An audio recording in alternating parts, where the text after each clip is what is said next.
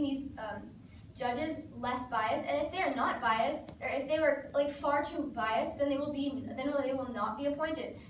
It's simple. It's simple logic that we are solving for bias. Now onto the whole point about not abolishing elections. However, our plan literally states that trial judges should be appointed in the same way as appellate judges.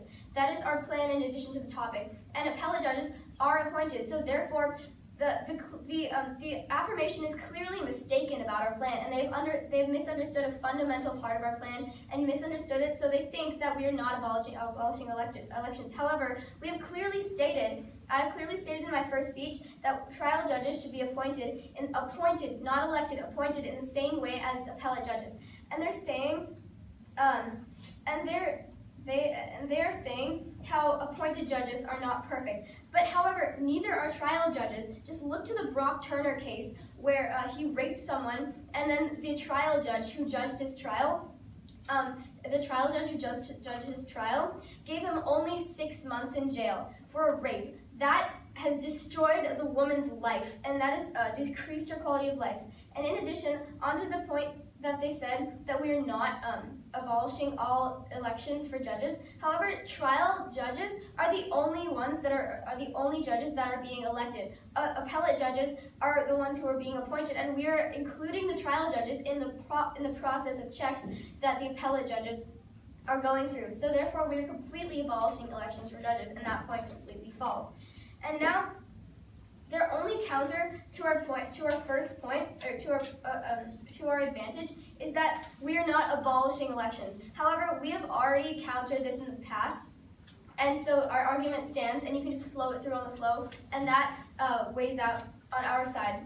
And by not pushing political agendas, we prevent polarization and bias among judges. And we also uphold the due process and the legal system and the justice system that our founding fathers have worked so hard to create. Imagine if we could reverse the Brock Turner case, where we appointed a better judge instead of that judge who only gave him 6 months in jail.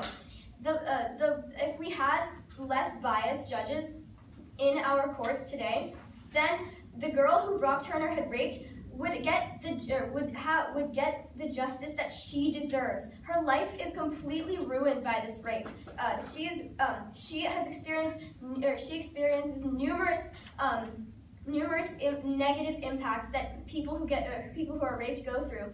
She must go through this all, and yet her rapist does not get this justice. Judge, if we abolish these elections for the judges, people like Brock Turner would go to prison and get the rightful punishment that they deserve, and the victims would get justice, and that is what our country is founded on. It is our moral obligation to uphold the due process of law and the justice system for all of these reasons.